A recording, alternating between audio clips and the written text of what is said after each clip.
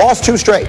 Pittsburgh has scored under 20 points in 3 straight after scoring 20 or more in their first 10 games. But Ben Roethlisberger yesterday made it clear there's no reason to panic.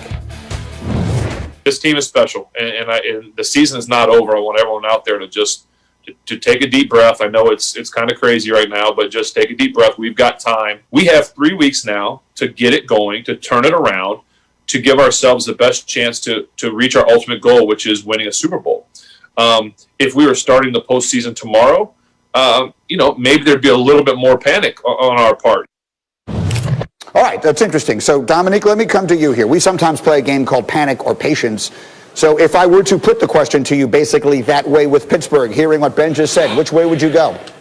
Yeah, I know they're not much for panic at their franchise, but I'd be panicking if Super Bowl was their aspiration. So at one point, they had an explosive offense with explosive receivers, and now their issue is chronic drops. And as they get ready for the next episode, which is the playoffs, things just ain't the same for these gangsters. It feels like they are not in the same position that they once were in. So they got lucky early in the season, or not lucky, but they were fortunate to have a pretty easy schedule, one of the easiest in the league, and now they're leading into the tough part of their schedule, and they're losing players. So I don't feel as confident as I did at one point for them challenging the Chiefs in the playoffs. Well, you will have them on Monday night, Lewis, so I'm sure you have been looking at the tape already this week. What does it show you? What are you seeing in the Steelers in their losing streak?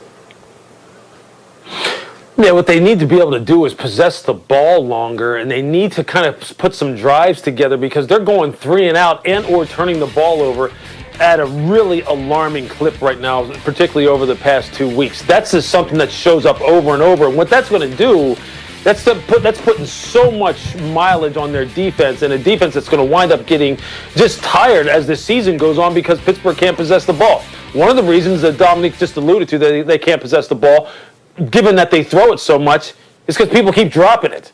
And so those are the kind of things that, look, I know Ben is saying take a deep breath and let's just see how things play out here as they continue to work through some of their kinks and head on into the playoffs. They should be able to get going this week against a Cincinnati Bengal defense that is a little bit beat up. And, I mean, they're playing their hearts out, but they're just undermanned right now. But they need to put together a good performance starting this Monday night heading on into the playoffs. Otherwise, that panic meter is just going to keep swinging way, way, way in the wrong direction because it doesn't the past 2 weeks. Lewis, let me ask you this. The drops have been one problem. Another has been they've just abandoned the running game. It's not that they aren't running it well. Yeah. It doesn't even feel like they're trying. Can they do that? Can they get away with that and win playoff games? No, I think obviously you have to be balanced, especially when you're considering that you're going to be dealing with, more than likely, you're at some point in time, if you want to get to the Super Bowl, which is always their aspiration, you're going to have to deal with Kansas City. And when you deal with Kansas City, that means possessing the football. Possessing the football means either throwing it with a high level of efficiency, which means don't drop it, and they haven't proved they can't do that, or run the football, hopefully get 3.5, 4 yards per carry, and keep Patrick sitting over there on the sideline. Otherwise, you have no shot. So There's no question, Greeny, they need to commit to running it.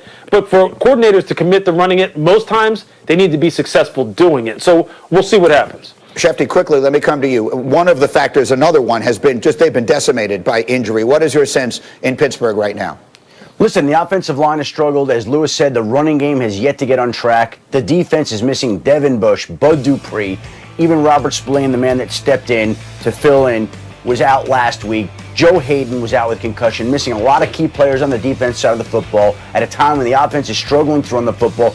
A team that looked a month ago about as tough as any in all of the NFL suddenly has some holes and is leaking oil as we get towards the end of the season. Not an ideal scenario for Pittsburgh, but a get-right spot for Monday night in front of Louis Riddick.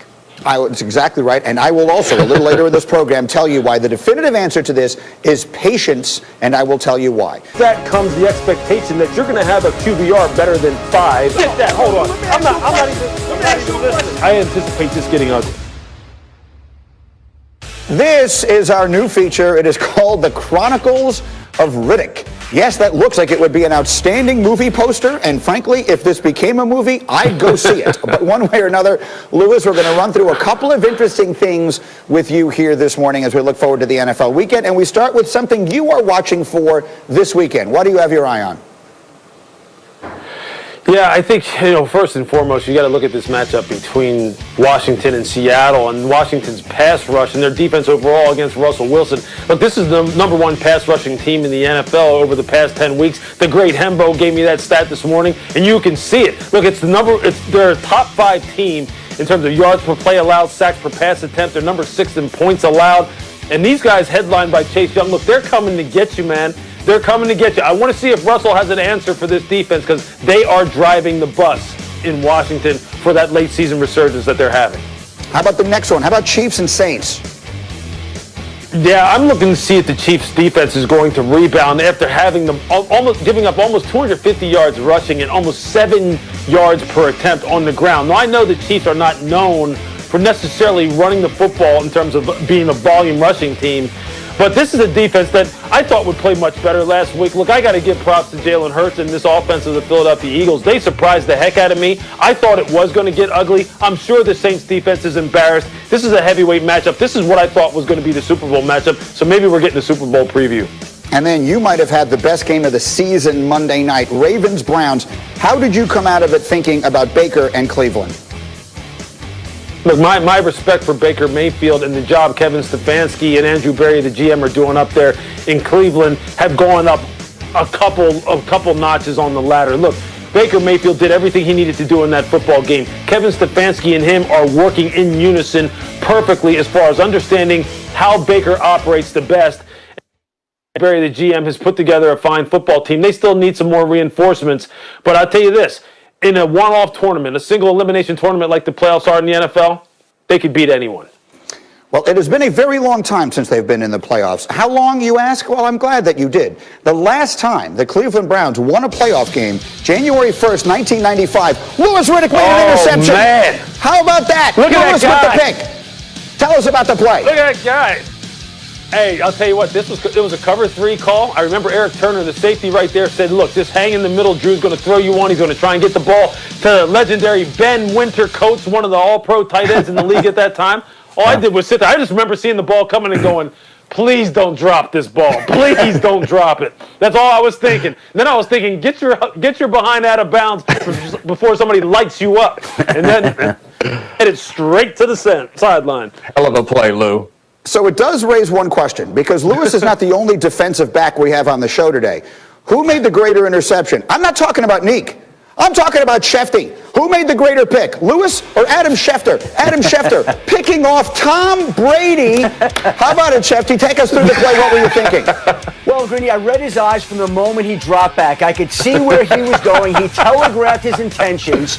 That's the mistake that a lot of quarterbacks make, and I was quick to capitalize on Tom Brady's mistake. Now, what I will say is that in the same game or in a game another year, I caught a touchdown pass from Tom Brady as well. So I believe, and we'd have to have Hembo check this, that I am the only player in NFL history to catch a touchdown and intercept Tom Brady all at once. Vrabel. Not many can make that claim.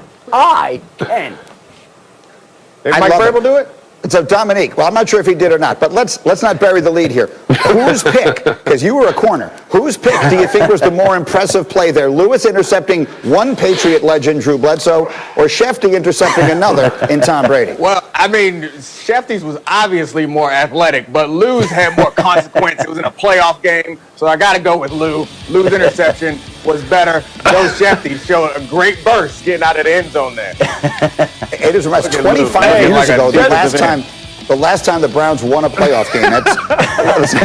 It's been 25 years. We'll see if they are able to do it. Greedy, can I say something real quick? Sure. For all the folks who keep just absolutely getting on me about the size of my shoulder pads, man, okay, that's just what we wore then, okay? I just want somebody to get off my back and call the great Ronnie Lott, okay? Does everybody remember the shoulder pads Ronnie Lott and Kenny Easley used to wear?